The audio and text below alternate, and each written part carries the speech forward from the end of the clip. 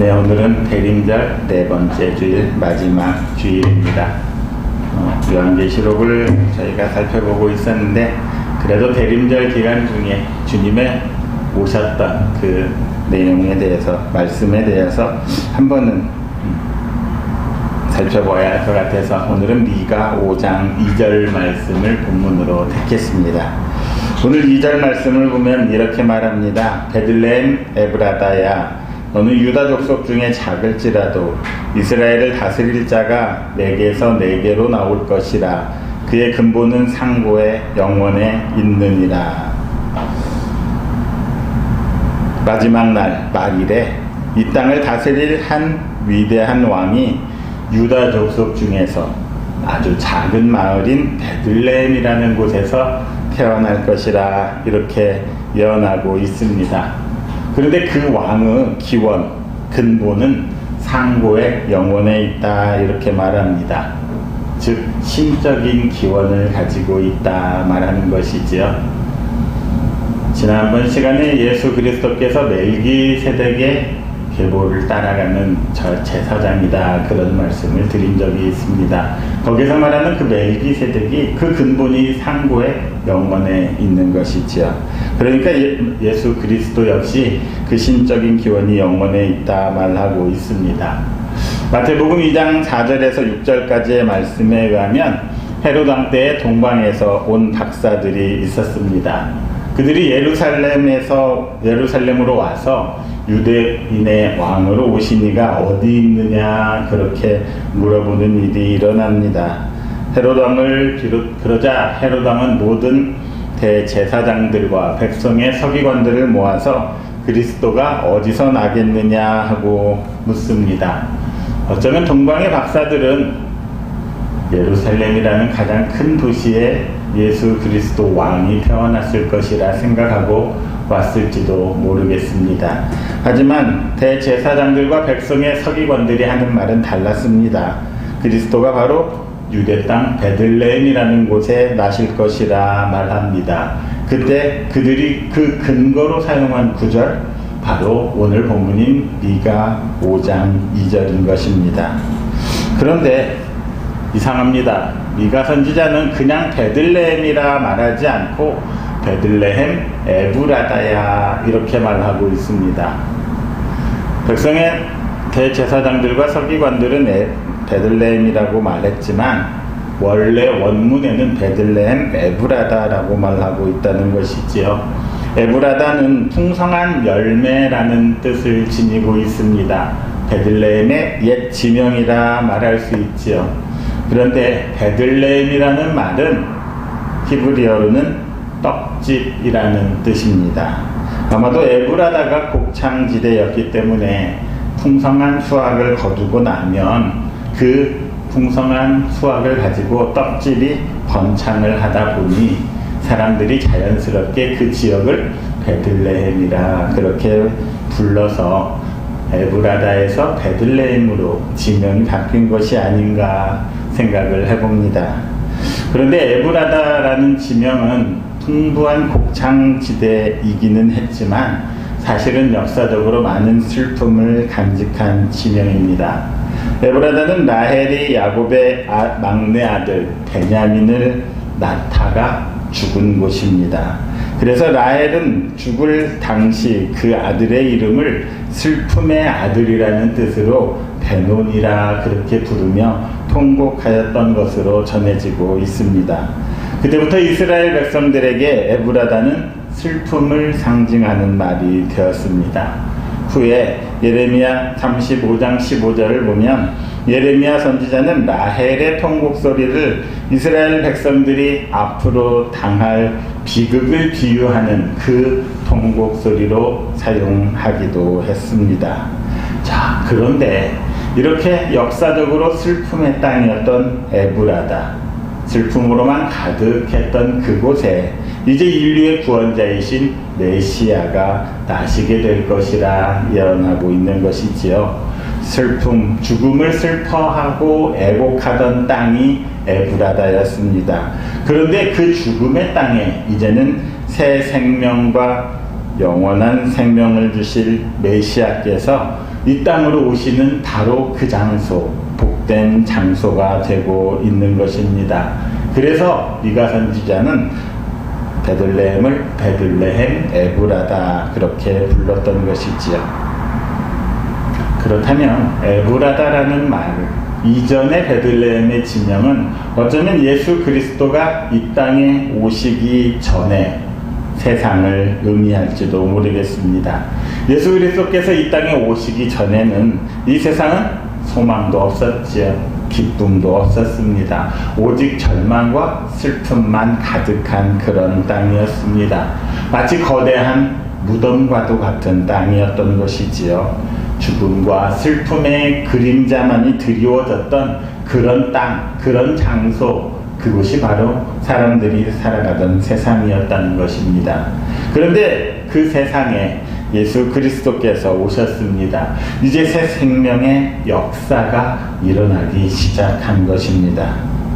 그리고 그 땅에 살던 사람들이 예수 그리스도를 영접함으로써 그들의 영혼이 소생하고 생명이 살아나는 놀라운 역사가 일어나기 시작한 것입니다. 우리의 찬송 중에 그런 가사들이 있습니다. 슬픔 대신 희락을, 근심 대신 찬송을. 정말 예수 그리스도는 슬픔 대신에 희락을 주시고 근심 대신에 찬송을 주시는 그런 분이심을 보여주고 있습니다. 그리스도로 인해서 이제 사망이 생명으로 바뀌게 되었고 슬픔이 기쁨으로 변해가듯이 에브라다가 베들레헴으로 변화되는 그런 역사가 일어나게 되는 것입니다. 사랑하는 성도 여러분, 우리의 삶에도 예수 그리스도가 오심으로써 이런 놀라운 일들이 일어나기를 바랍니다. 우리의 삶의 현장이 이제는 슬픔에서 기쁨으로 바뀌어야 하지 않겠습니까? 예수 그리스도가 내 삶의 중심으로 되심으로 인해서 슬픔이, 아픔이 기쁨과 희망으로 변하는 그런 역사가 일어나기를 바랍니다. 오직 죽음만이 가득 찼던 그 삶과 이 땅이 새로운 생명으로 가득 차는 놀라운 역사가 일어나기를 바랍니다.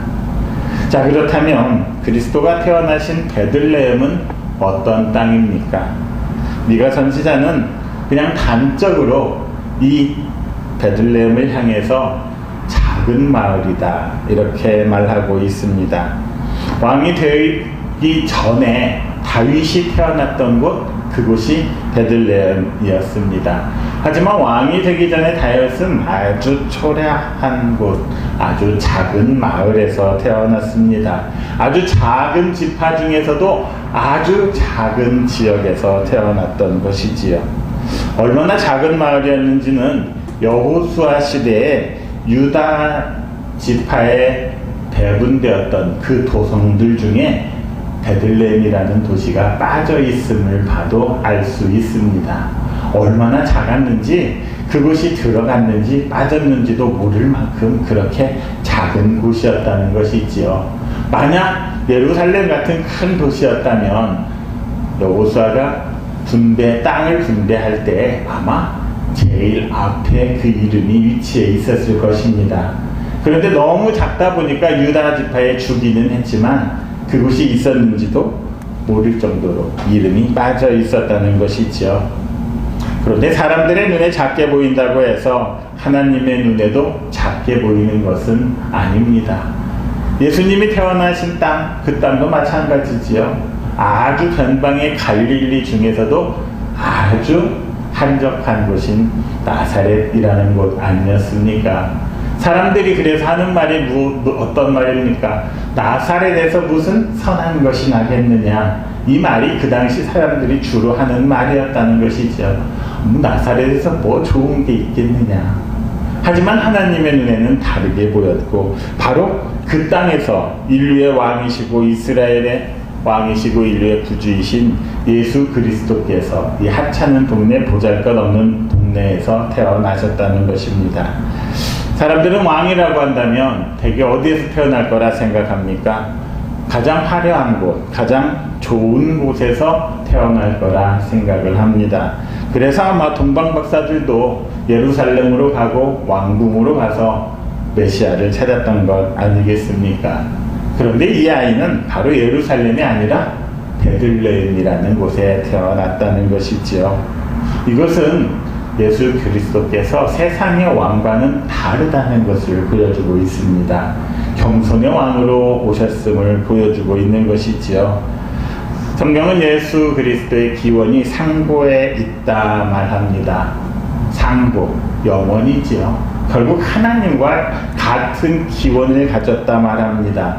결국 그가 하나님이심을 나타내고 있다는 것이지요. 하나님과 같으신 분이 이 세상으로 오셨는데 가장 비천한 모습으로 오셨다는 것입니다.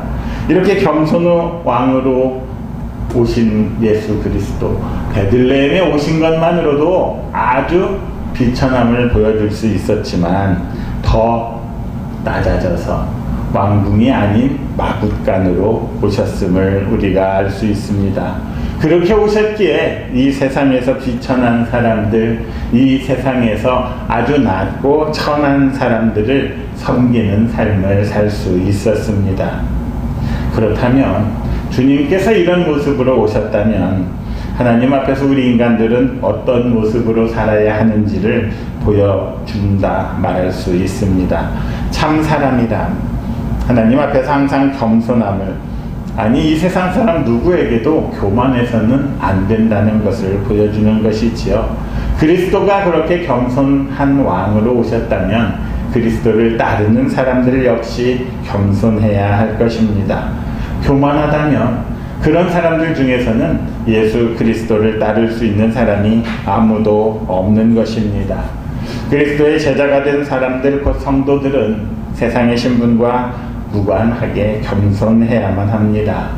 그리스도인의 삶의 시작과 끝은 항상 겸손으로 시작하고 겸손으로 끝나야 한다는 것이지요. 오늘도 우리는 하루의 시작을 예수 그리스도와 함께 시작합니다. 그렇다면 그것은 우리가 겸손으로 시작하는 것과 같다는 말입니다. 겸손의 왕으로 오시고 겸손의 왕으로 살아가신 예수 그리스도를 본받는다면 오늘 하루도 겸손하게 하나님을 섬기며 사람을 섬기는 여러분 모두가 되시기를 바랍니다. 이렇게 미가서 5장 2절은 그리스도께서는 베들레헴에서 나실 것이라 예언하고 있습니다.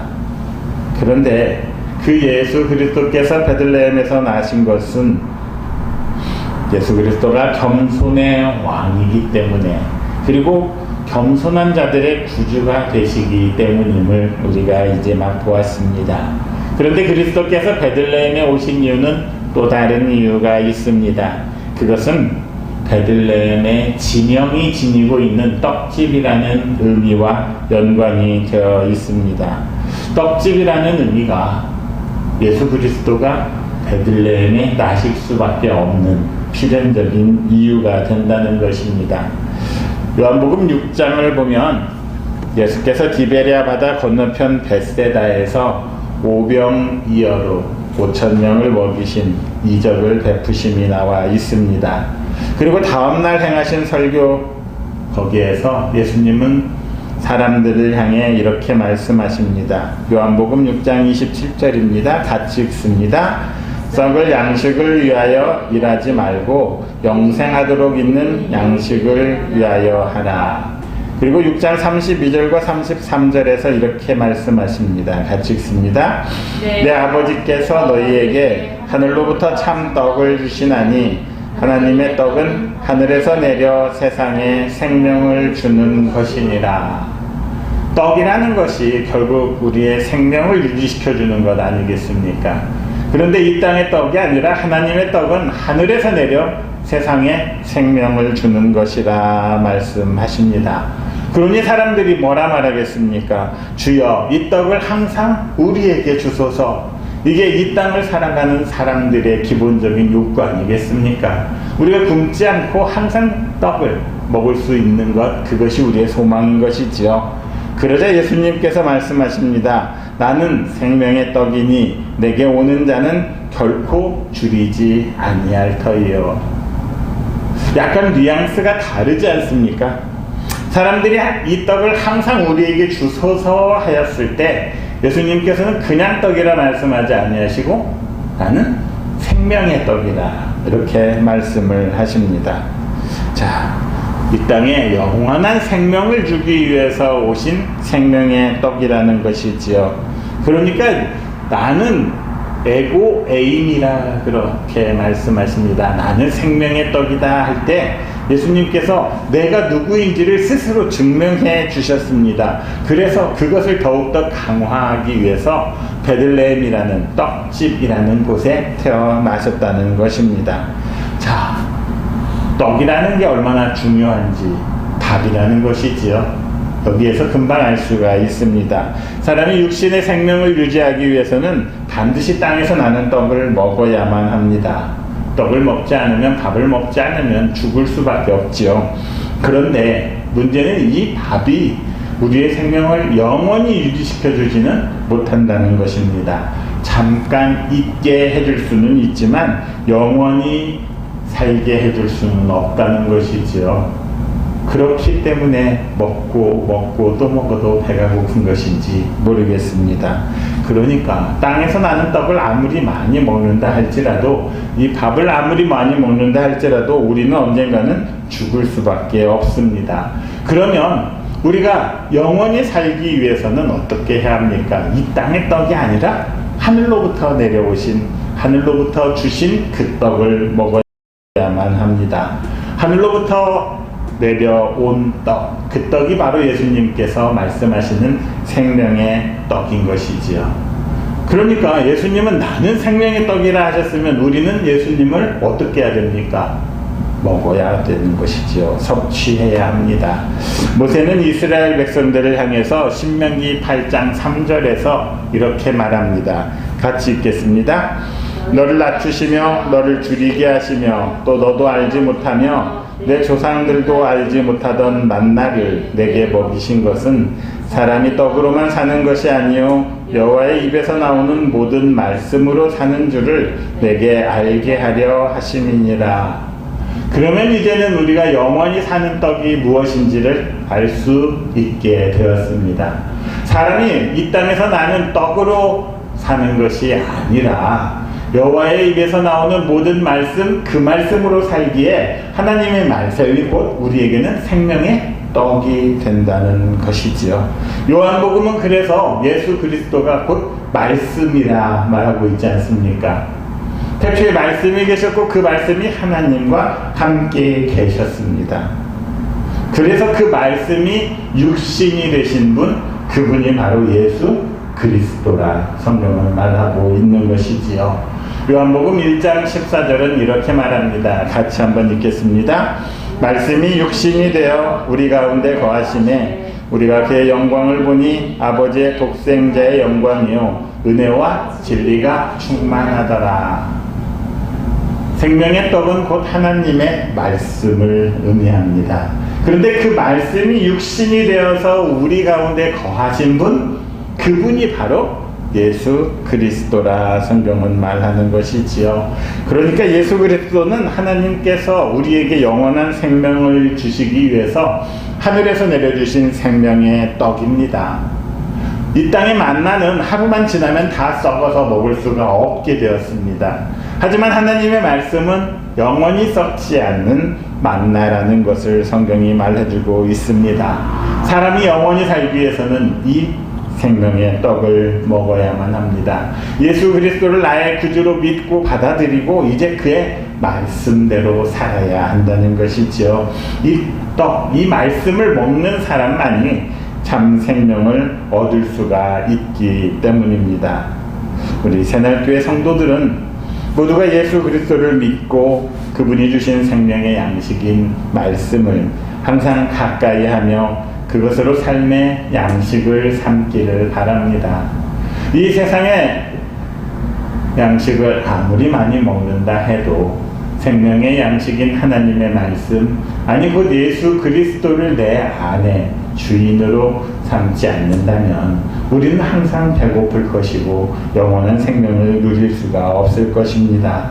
오직 우리 주님 예수 그리스도를 내 삶의 주인으로 삼았을 때, 그리고 그분의 말씀을 지켜 행할 때 이 땅에서는 주림도 궁핍함도 함도 없는 참된 만족의 삶을 살아갈 수 있을 것입니다. 여러분의 삶이 그런 삶이 되시기를 바랍니다. 이제 대림절이 지나고 성탄절이 다가오고 있습니다. 그리스도의 말씀에 순종하는 자들만이 영원한 풍요와 행복의 나라로 들어갈 수 있지 않겠습니까? 오직 그런 자들만이 예수 그리스도의 재림을 볼 수 있고 얻을 수 있는 것 아니겠습니까? 그렇게 이 대림절의 마지막을 지나면서 성탄절을 맞이할 때 오직 그리스도와 더불어 살아가는, 그리스도를 생명의 양식으로 삼는 여러분 모두가 되시기를, 그렇게 그리스도와 더불어 영원히 사는 사람들이 되시기를 그리스도이신 예수님의 이름으로 축원합니다.